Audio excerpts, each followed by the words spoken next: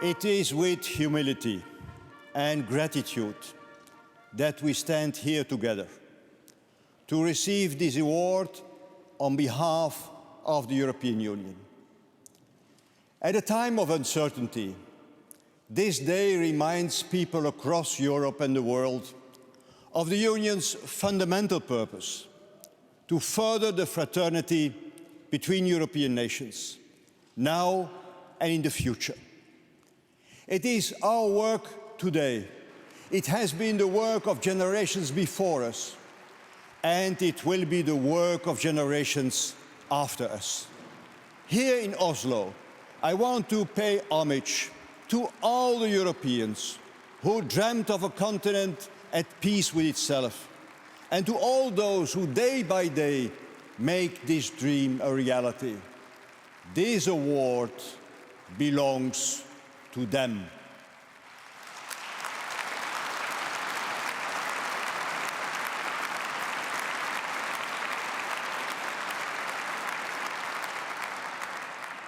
War is as old as Europe. Our continent bears the scars of spears and swords, of cannons and guns, of trenches and tanks and more. The tragedy of it all resonates in the words of Herodotus 25 centuries ago. In peace, sons bury their fathers. In war, fathers bury their sons. Yet after two terrible wars engulfed the continent and the world with it, finally, lasting peace came to Europe. As a child born in Belgium, just after the war, I heard the stories firsthand. My grandmother spoke about the Great War. And in 1940, my father, then 17, had to dig his own grave. He got away, otherwise I would not be here today. Ladies and gentlemen, what a bold bet it was for Europe's founders to say, yes, we can break this endless cycle of violence. We can stop the logic of vengeance. We can build a brighter future together. What power of imagination. And to me, what makes it so special is reconciliation.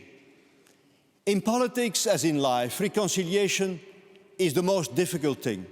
It goes beyond forgiving and forgetting, or simply turning the page.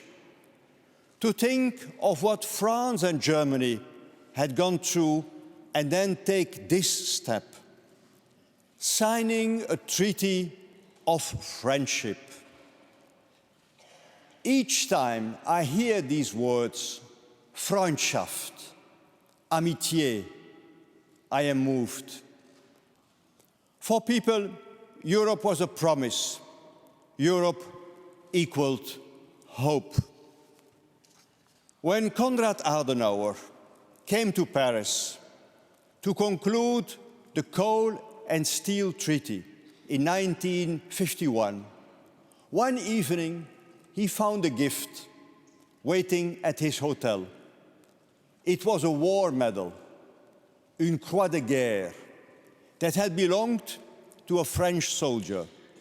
And his daughter, a young student, had left it with a little note for the Chancellor as a gesture of reconciliation and of hope.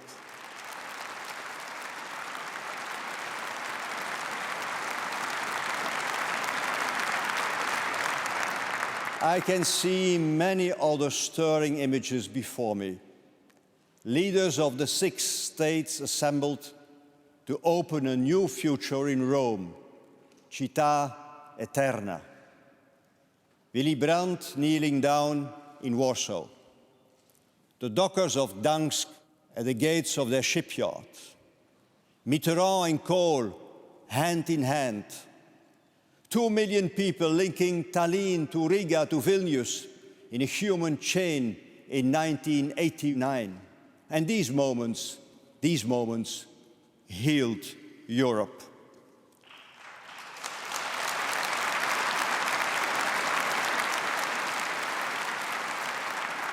But symbolic gestures alone cannot cement peace. This is where the European Union's secret weapon comes into play. An unrivaled way of binding our interests so tightly that war becomes materially impossible. Through constant negotiations on ever more topics between ever more countries. And it's the golden rule of Jean Monnet. Mieux faut se disputer autour d'une table que sur un champ de bataille. Better fight around the table than on a battlefield.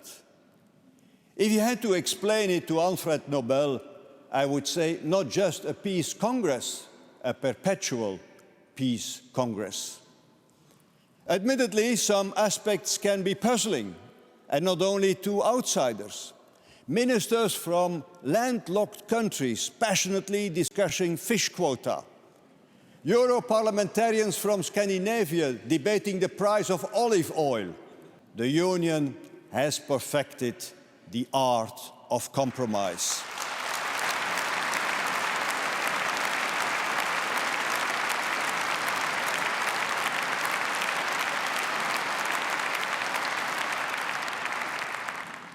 Ladies and gentlemen, it worked. Peace is now self-evident. War has become inconceivable. Yet inconceivable does not mean impossible. And that is why we are gathered here today. Europe must keep its promise of peace. I believe this is still our Union's ultimate purpose. But Europe can no longer rely on this promise alone to inspire citizens. In a way, it's a good thing. War memories are fading. Soviet rule over Eastern Europe ended just 2 decades ago. And horrendous massacres took place in the Balkans shortly after. The children born at the time of Srebrenica will only turn 18 next year.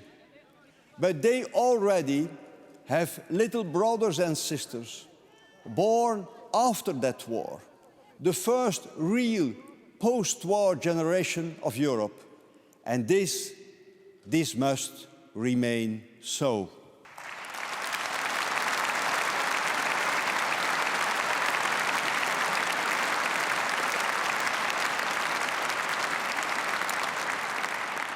Presidents, Prime Ministers, Excellencies.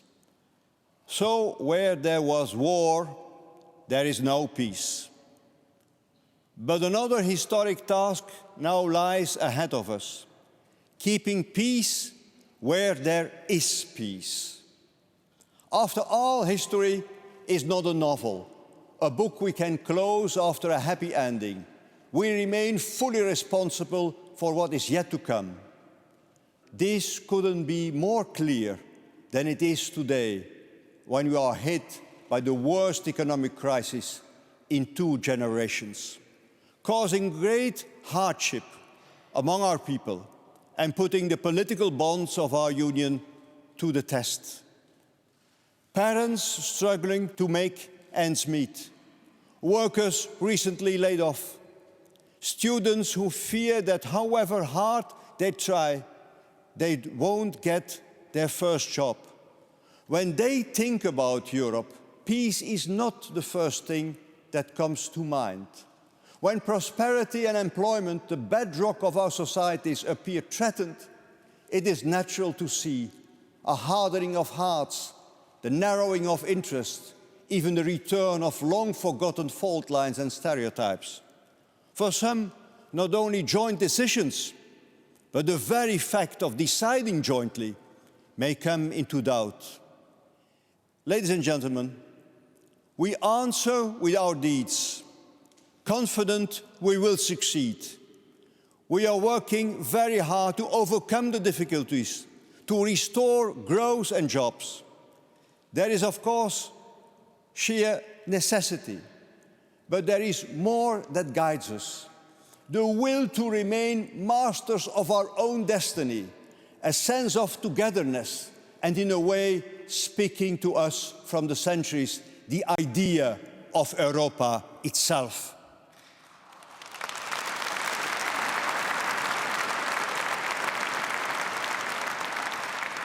The presence of so many European leaders here today underlines our common conviction that we will come out of this together, together and stronger. Strong enough in the world to defend our interests and promote our values. We all work to leave a better Europe for the children of today and those of tomorrow, so that later others might turn and judge that generation, ours, preserved the promise of Europe. Excellencies, ladies and gentlemen, our continent, risen from the ashes after 1945 and united in 1989, has a great capacity to reinvent itself. It will also be for the next generation to take this common adventure further. I hope they will seize this responsibility with pride, and that they will be able to say, as we here today, Ich bin ein Europäer.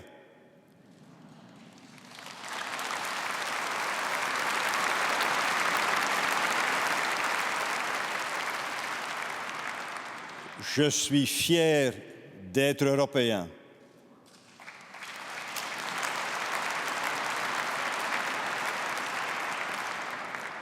I'm proud to be European.